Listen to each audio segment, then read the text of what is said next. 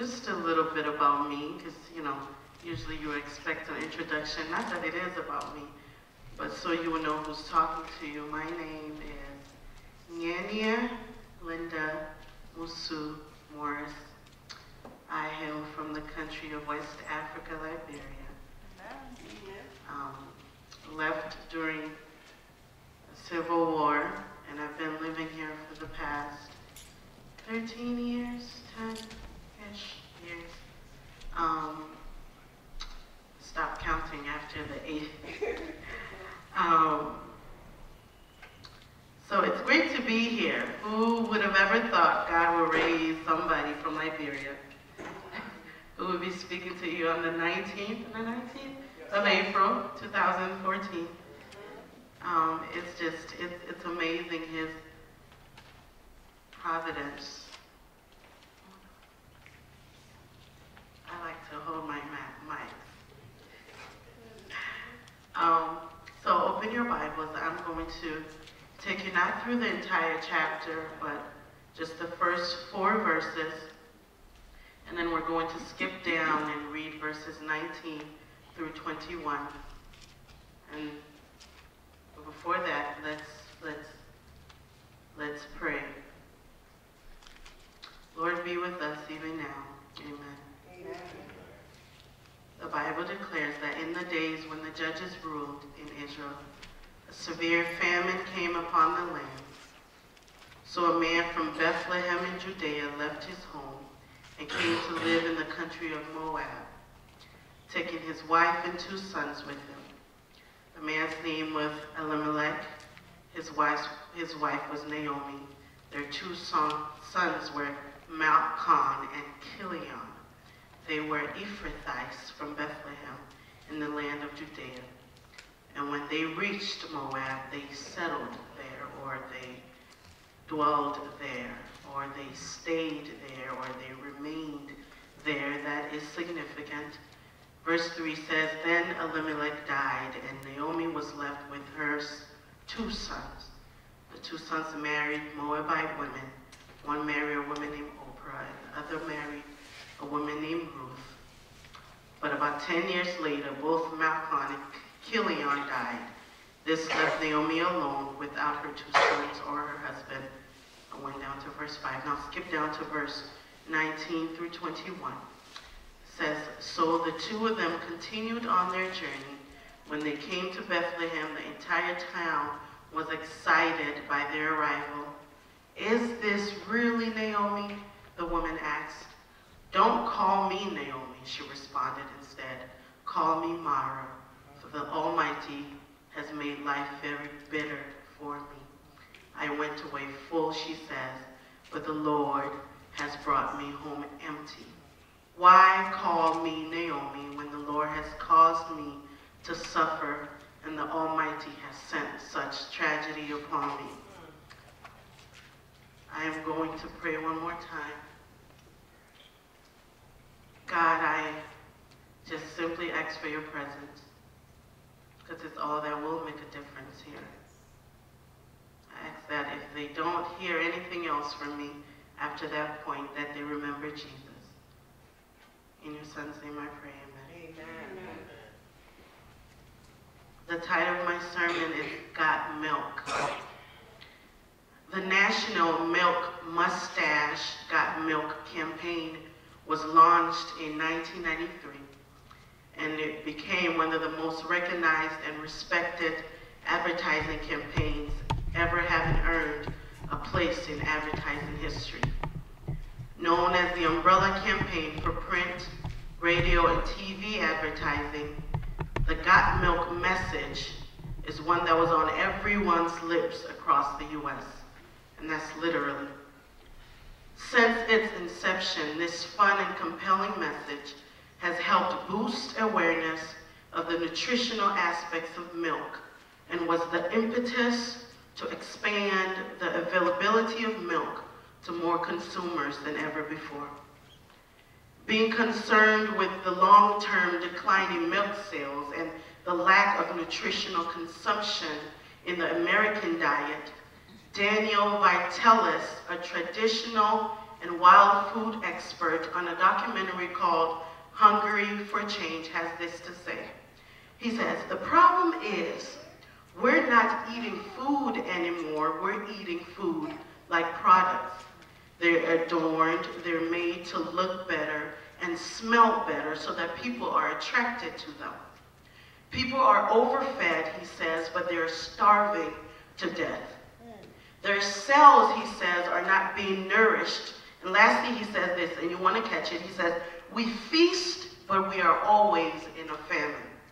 Because most of us eat with our eyes, we're essentially starving on a nutritional basis. Now this concept of doing and eating what is right in our own eyes because of the lack thereof isn't something new to us, and neither is it new to our forefathers.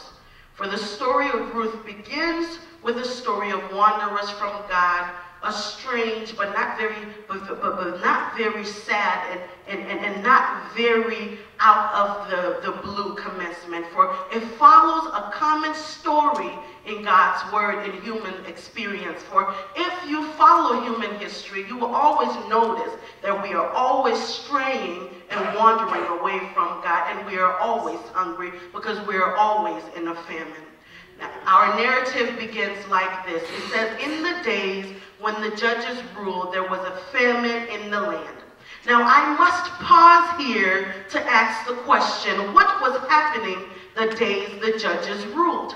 To find this out, we must go to the last verse in the last book of Judges, where it says, Judges chapter 21, verses 25. You don't have to read it, but you can glance at it if you have it in front of you. It says, in those days, Israel had no king. Everyone did what seemed right in their own eyes. And then it opens with the book of Ruth, saying, now there was a famine in the land. So I only open this sermon this way to call your attention to and make the claim that famines are caused, when we do what is right in our own eyes. When there's no king, everybody becomes kings in their own eyes. And like most Americans who before this milk campaign ad was ignorant as to the nutritional benefits of milk, we too, when we make ourselves king, become ignorant of the spiritual and physical nutritional benefits of God. The subject of this sermon can be summarized in this statement, and here it comes. God should be our one and only true source of nourishment. Now, my first point here is about Elimelech. We find our brother Elimelech traveling. He doesn't seem to fully understand this concept of being nutritional fed and nourished by God. And the Bible shows up because it goes on to say that a man from Bethlehem in Judea took his wife and 2 sons, went to live for a while in the country of Moab. The man's name was Elimelech, his wife's name Naomi, and he had sons. Now it says that there were Ephrathites from Bethlehem, and they went to Moab and lived there. Please understand that these names are thoroughly Jewish and are rich in meaning. Elimelech was a grand name for a very pious man. His name means, my God is king. Now, it is also noteworthy that in those olden times, parents were accustomed to name their children names according to some peculiarity in their circumstances. I'm naturally loud, but you can turn it up.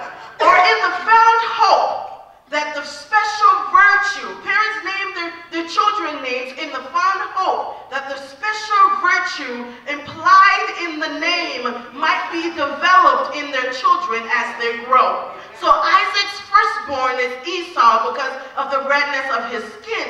Now Moses in exile called his son Gershom, for he said, I have been a stranger in a strange land. Now, one American writer points this out, and I'm going to slow down because I want you to get it. He says that in the formation of character, either influence of names in the formation of character is probably much greater than is usually imagined and deserves the special attention of parents in their bestowment. He's saying, don't just name your children any name. He says, children should be taught that the circumstances of their bearing the names of good men or women who have lived before them constitutes on them an obligation to imitate or perpetuate their virtues. It does not follow that the desired result will be obtained. Yet, he says, it may be an influence simply, and at least, catch this, when contrasted with the life, the name will constantly be a rebuke to them. He says, I wish though, however wish that that was the case for Elimelech, who failed to live up to his name in a time where everybody's doing what's right in their own eyes. You would expect this man to point us back to God, since his name is my God is King. But there's no king in the land, and my God is King is taking his family, because he has become king in his own eyes, and he's moving his family to a different land.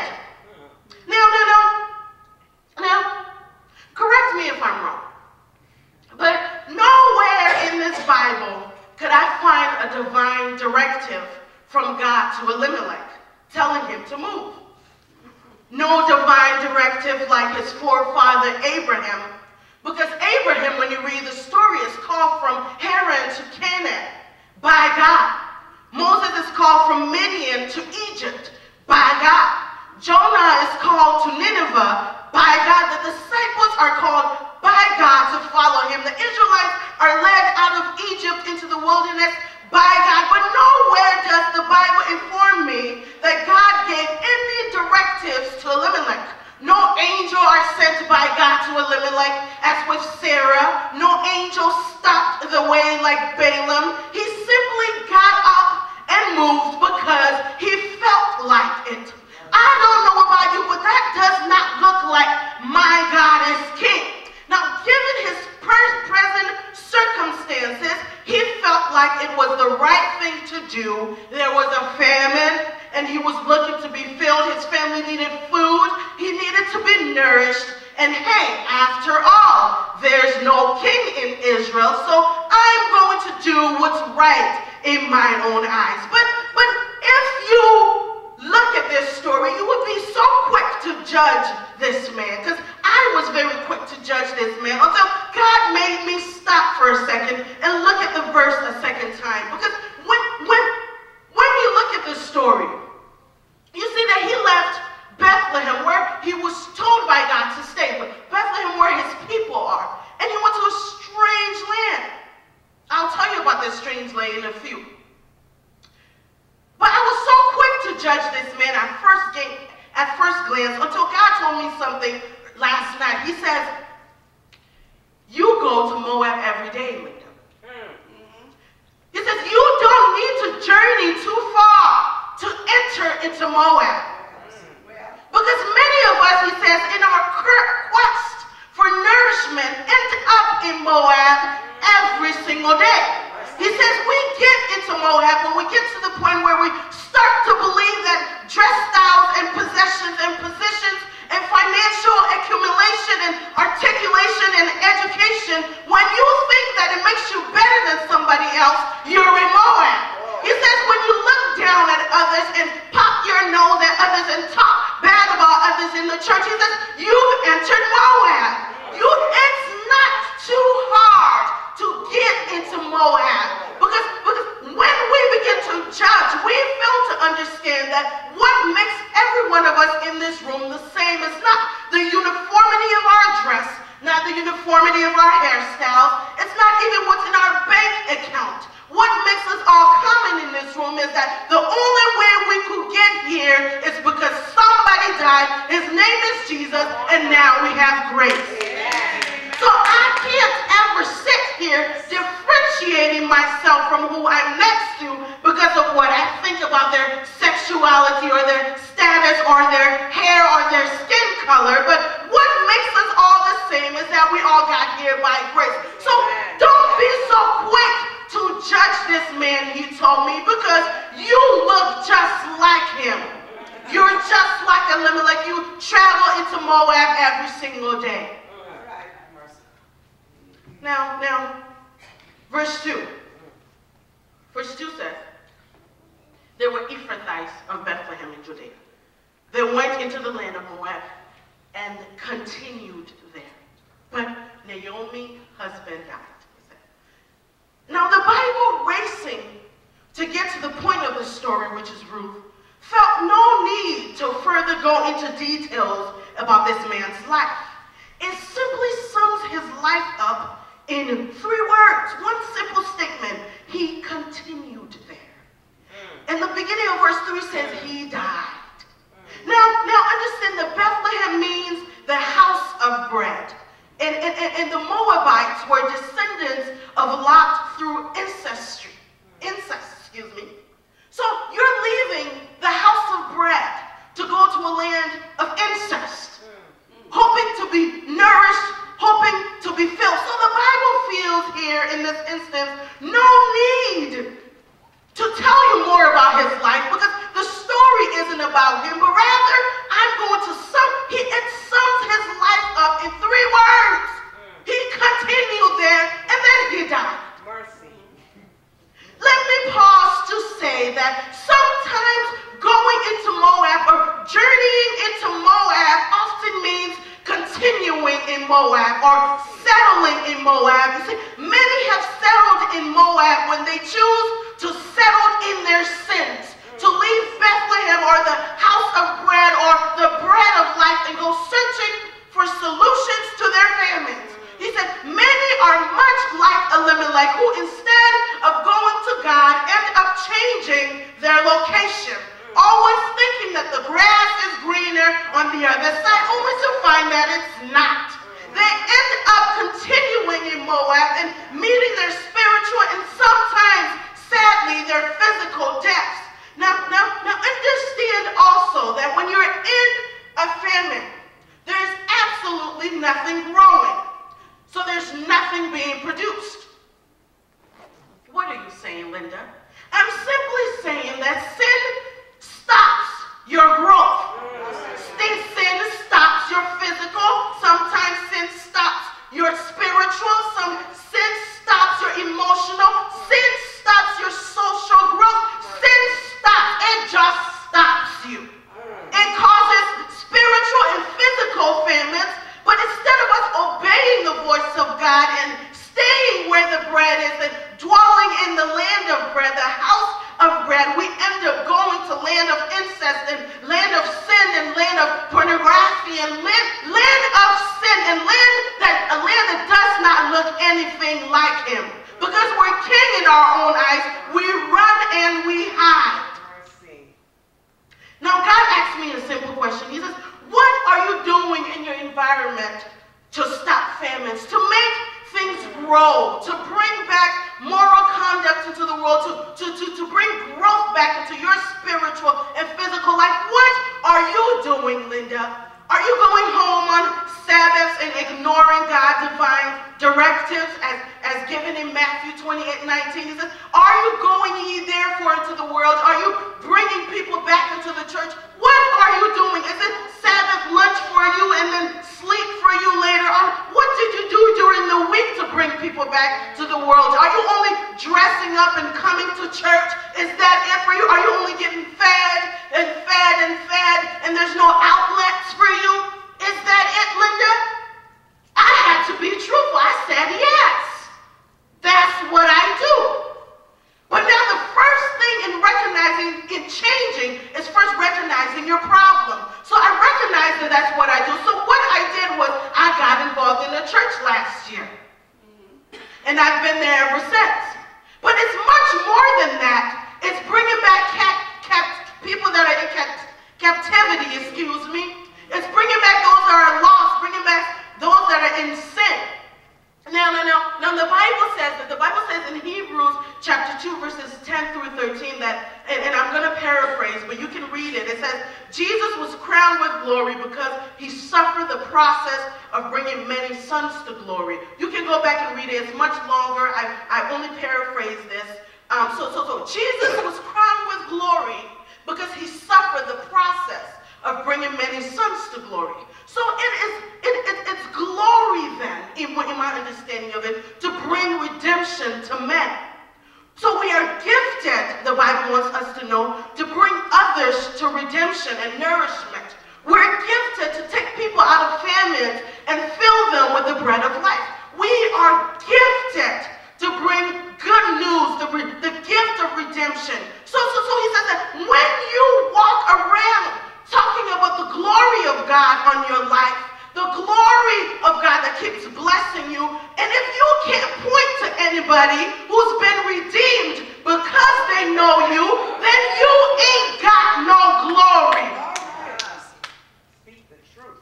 What I love about this story is that even though you end up in Moab and you continue in Moab, don't mean you have to die in Moab. Even when I'm doing what's right in my own eyes, God is still on the scene, the Bible reminds me. It says, though they strayed, God, in his mercy, was constantly leading them back to the house of bread, back to nourishment. If you follow the story, you'll notice that it starts with no king, but it ends with David, who was the greatest king in Israel. So even though they never saw the hand of God in this, God is still leading them back. Yes.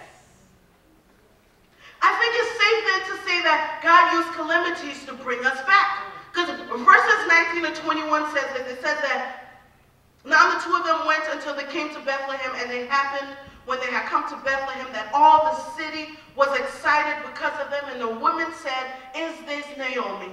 But she said to them, "Don't call me Naomi, call me Mara, for God has dealt very bitterly with me. I went out full," she said, "and the Lord has brought me home again empty. Why do you call me Naomi, since the Lord has testified against me, and the Almighty has afflicted me?" Now, these verses here made me sad. First of all, Naomi's circumstances caused her to do two things. One, it caused her to become bitter and miss out on her blessings. And two, it allowed her circumstances to change her character, because she changed her name. Now, I'm going to read this extremely slowly because you have to get it. It says, now this commentator says this. He says, Naomi or Noomi in the Hebrew, the precise import of the word is not absolutely ascertained, but it's probable that it is somewhat abbreviated in its termination, and it means God is sweet, or very literally, job is sweetness. It had been originally imposed, he says, as a name by some grateful and happy mother who by gracious providences or by other gracious revelations had been led to think that sweet are the ways, sweet are the dealings, and sweet is the character of God. He says that the word does not mean beautiful, as you will see in most translations in the Bible, or it doesn't simply mean gracious, as others would suppose, or nor does it mean my delight, as others still would suppose. He says it was intended to describe the character of the person who was to bear the name. It was not intended to describe the character of the person who was intended to bear the name. He says instead, it was intended to signalize in the spirit of a manifesto, a much prized feature in God's divine character. He said it was supposed to display God's character, God's feature, the feature that is displayed when God deals sweetly with men. So understand the significance of this woman changing her name. She changed her name to Mara, meaning the bitter one. She made an assertion that God, dare I say it, God deals bitterly with men. When people laid eyes on Naomi, they're supposed to say, yes, God is sweet, or job is sweetness. Because this name was never meant, he says, to describe the character of Naomi. He says it was meant to describe the character of God. So she didn't just simply change her name, she changed his character. So she walks into a town full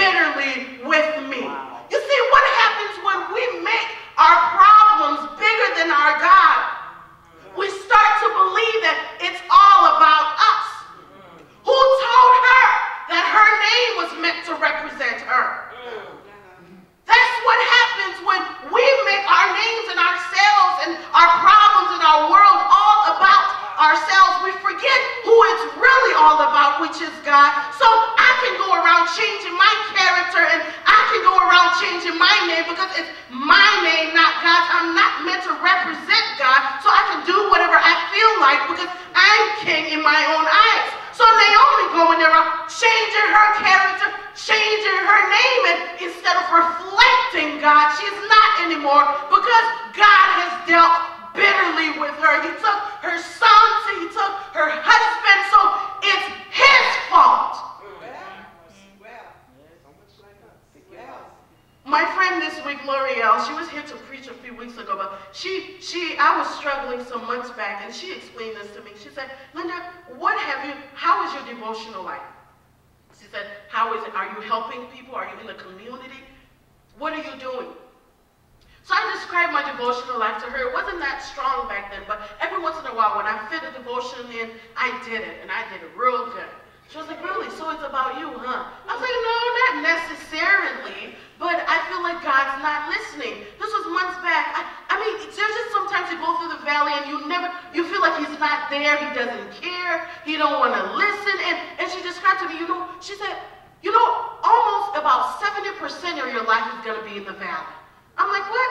She's like, yes, about 70. She's like, you're really only going to have a few mountaintop experiences, but a lot of your life is going to be in the valley. How else are you going to be saved, Linda? I was like, well, he can save me. He says he's powerful. I don't have to live in no valley.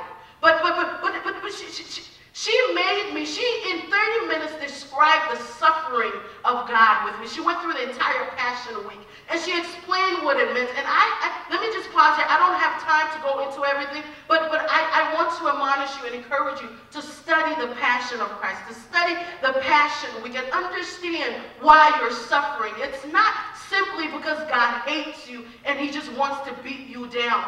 If God didn't do half the things he did to me, I don't think I would be saved. But it's because of my valley experience that I'm learning to walk straight, that I'm learning to walk with God, that I'm learning that I know now to go to him for nourishment. So in your valley experience, many of us have to learn how to live and survive in our valley experience. You can't just be on top of the mountain all the time. You have to come down at some point. But most people, when we get down, we don't know how to live down in the valley anymore. It's been too good for so long that once he knocks us off our feet, it's just, where did you go? The world is against me. So she taught me that I have to learn to live in my valley experience. Now, I wish Naomi understood this concept early because she missed out on a great opportunity. She sends a blessing away. Who says it was about her?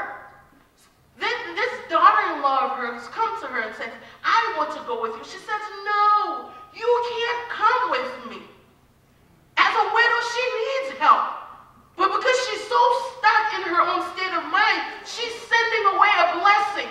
But it's only because Ruth is so engrossed and embedded in God that she's able to see past that and says, I'll go where you go. Your God is my God. Your people are my people. But the other person weren't strong enough to do it. Oprah wasn't. So she sent away a blessing. Who knows how Oprah's life could have turned out had she only lived her life in God? He gave her two, but she's king. So she felt like it was right to send one of them back because God was bitter towards her. But I love the fact that God is still leading her back to the house of nourishment because now she's in Bethlehem. Amen. Now, I want to say this. Be careful, all nations, not to let your disappointments deaden your desire, nor your success lessen your devotion. Don't let what goes well for you in life make you become casual towards God. Don't let what disappoints you in life makes you become sour regarding the goodness of God. In either case, he says, learn to live with a prevailing character and a prevailing attitude that says, I don't care how much bitter disappointment I am forced to swallow. God is still too good. Despite my disappointment, God is good.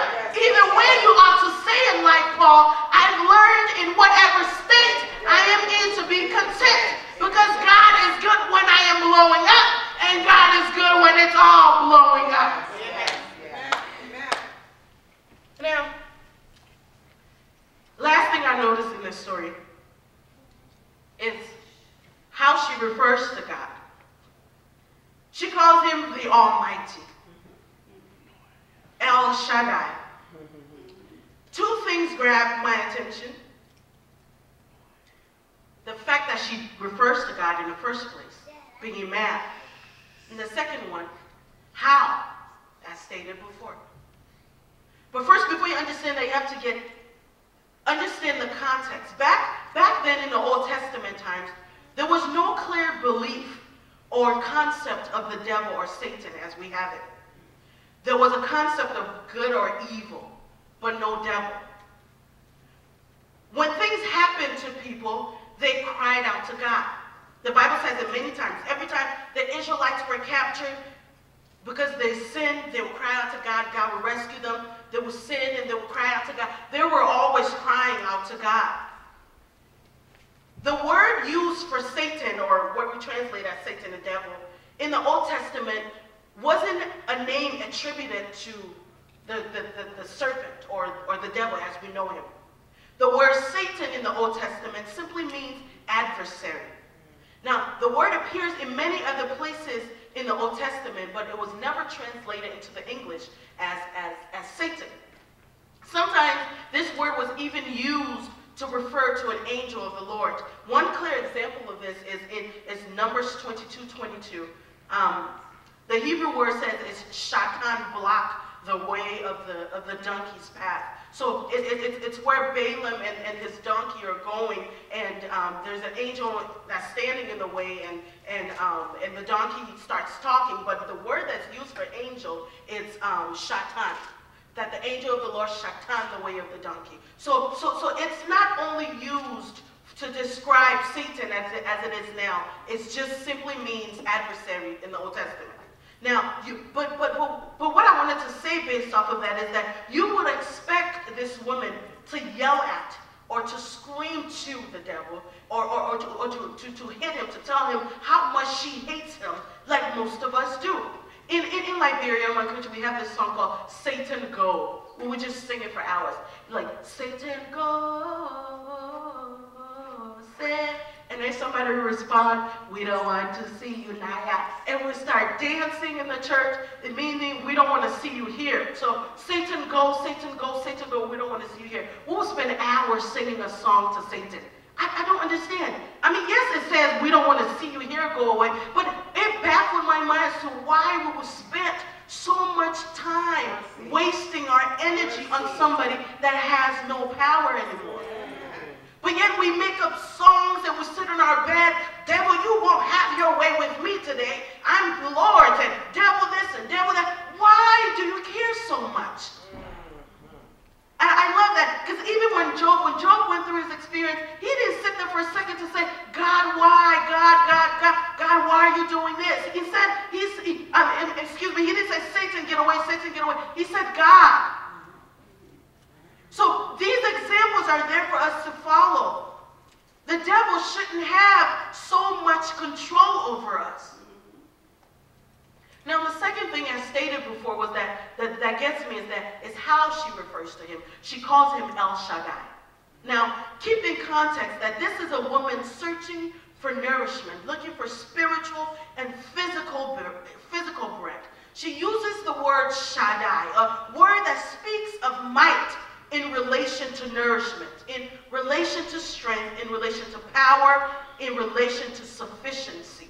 Some scholars suggest that this word almost paints a picture of a woman breastfeeding, nourishing her child. As a matter of fact, even in the Septuagint, which is the Greek for the Old Testament, the word in the Greek is arkano or ikaino, which means the one who is able to nourish.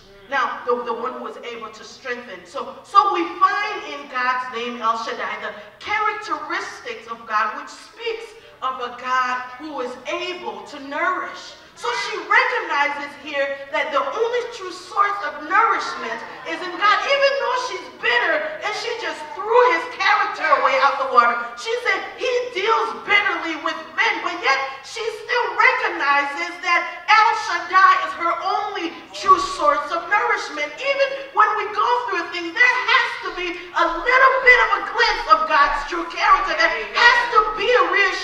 our mind that it's really not God, it's really the devil, and I really don't have to go through this much longer because God is my true source of nourishment.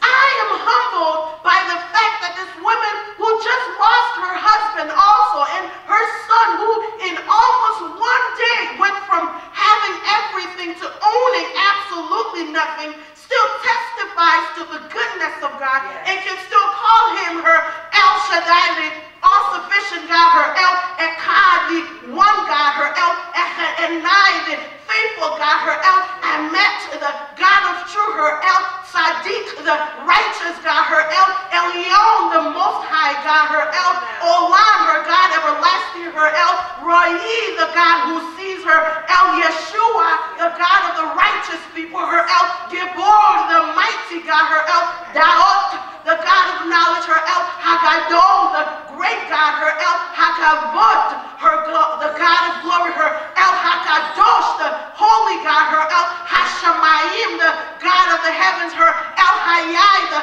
God of my life, her El Hanun, the gracious God, her El Yeshua, the God of Israel, her El Sali, the God of my strength, her El Yeshutit, the God of my salvation, her El Kanon, the jealous God, her El Hanorah, the awesome God, her El Yeshutinun, the God of my salvation, her El Rakum, the God of compassion, her El Mali Rakumim, the merciful God, her El Eret Apayim Avichatanun Mim, the God of patience and consolation. Amen. She calls him God. Even though she goes through so much crap, she still recognizes through some tiny little glimpse of whatever it is that she's going through that God is her everything. And we can go on about the everythingness of God or the magnificent power of God, but she recognizes that he is all of this and some. If you still don't understand any of the names I just called to you, you can still call him Jesus. He still responds. You don't have to know half of this stuff, but you just have to know Jesus. And you have to know that when you are unnourished and malnourished and you're in a famine, that the only true source of nourishment and mercy and consolation and salvation, it comes from Jesus. Amen. Hallelujah. Amen. I have to tell you a story, and I love stories. But this whole concept of us doing what's right in our own eyes. As stated before, I was born in Africa, Liberia, Civil War, during the Civil War, and my dad was a government official, so his name was on the list to be killed. And because he went to school with the president previously, and he just didn't agree with a lot of things. This was during the time of Blood Diamond and all that stuff. I know you guys watch those movies, but my dad had to dip, and he had to take us with him. He has 5 children. He just adopted 4 more, so we're 9 now. So he had to sneak us out. He always tells me this story. Actually, he told me one time I was misbehaving. I forgot what I did. I was always getting in trouble. But he told me this story, and he said, "Do you know where you come from?" I was like, yeah, Liberia. He said, "No, do you really know where you come from? Sit down. Let me tell you." So he sat me down, and we're talking, and he says, "Linda, let me tell you how we left our country." So the night before, I think it was April 6, 1996, and we're sitting in our living room, and we hear gunshots. But before that, 3 days before that day, he goes to bed. He has a dream. He's in this graveyard. And every night, the dream starts at the exact same point, the same place in the graveyard. And he gets there, and he just starts running. He has no idea what he's running from. There's nobody around. Every night, the dream gets darker. It's harder to see. He never sees his hands. It's pitch black dark. And in the third night, the very last night, he gets there, the same place. He's running, he's sweating. Nobody's running after him, but he's just running. And he falls into an open grave, looks up, and it has his name on the tombstone. And immediately, that night, that was the night before we heard the gunshots. So we're in our living room having prayer, and we hear, and for some reason he just said, it'll be all right, just go to bed.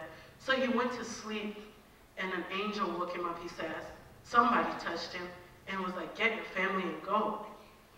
So he came, and the only thing I remember is my mom dragging me out of bed by my legs, my butt hitting the floor. Get out, get out! And so we're all like scrambling to get clothes on. And she takes everything and she throws it out of our hands. You can't take anything.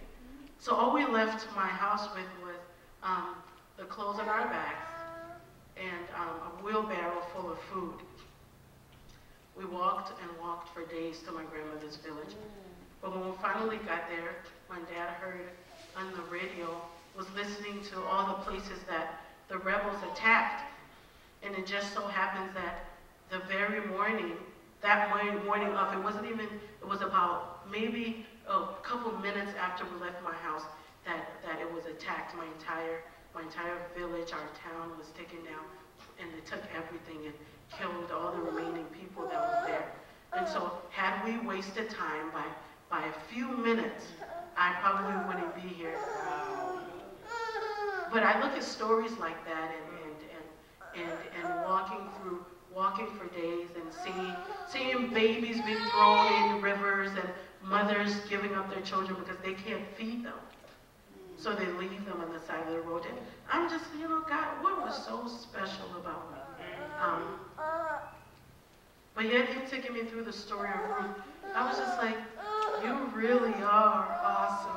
Like understand, Ruth, there is absolutely in this book, I love it because you don't see outright manifestation of the divine power of God right away. You never see it. It's one of those books I call normal books. You don't see anything. So you would think at first glance that God's not there. It's very easy to think so because these people are suffering. Judges ruled, and then so many bad things happened during the judges' time, and then you find stories in the judges, like the stories where the woman got chopped up and her pieces of her body was sent to the 12 tribes of Israel, and all this craziness happening, and it's like, where are you? Do you exist? It was just amazing to see how throughout your entire life there's so much valley, so many different obstacles. And just to get that reassurance that God is there. Like every time I doubt, he takes me back to moments like that, and I'm just like, I am lucky. No, I'm not lucky. I am blessed. I love the story of Ruth. I just love to turn to the back of the page and see David. Because all this chaos, and then he comes, and all of a sudden there's order, and he becomes the greatest king in all of Israel. And he leads his people, and they conquer so many. He did so much for his people. And I was just like, it could only happen because you're God and you care. So you don't outright see his hands